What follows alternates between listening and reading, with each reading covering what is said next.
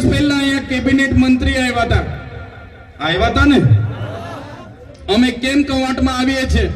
અમે કવાંટમાં એટલા માટે આવીએ છીએ, અમારે તુરખેડામાં અમે તે વખતે ગયા, અમારી જ્યારે યુવાન દીકરી, અમારી બેન રસ્તો ન હોવાથી એને એમ્બ્યુલન્સ ન પહોંચી, ડિલિવરીની પીડાથી એની પીડા ઉપડી અને ગામના યુવાનો ઝોલીમાં લઈને જતા હતા. એ બેન રસ્તામાં મરી ગયા. એ બેનના ઘરે હું ગયો અને દીકરો નાનો હતો, એ દીકરો રડે, એનો પરિવાર રડે, ત્યારે અમે બેનનું દુઃખ અમે મહેસૂસ કરીએ છીએ. જે બેન સાથે આ થયું એ આ ભાજપના નેતાઓને ખબર નથી પડતી.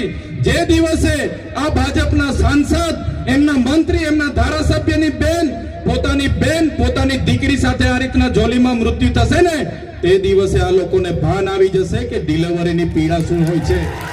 આંબા ડુંગરમાં જે 28 ગામોને તમે વિસ્થાપિત કરવા માટેનું જે ગેજેટ બહાર પાડ્યું છે, ત્યારે આ કવાંટની ધરતી પરથી ભારતીય જનતા પાર્ટીના તમામ નેતાઓને, એમના મુખ્યમંત્રીને, એમના નાયબ મુખ્યમંત્રીને આ મંચ પરથી કહેવા માંગુ છું, અમારા આંબા ડુંગરવાળાના એક પણ લોકોને તમે છંછેડશો, તે દિવસે આંબા ડુંગરના લોકો માટે અમે અમારું ધડ આપી દેવા માટે પણ તૈયાર છે.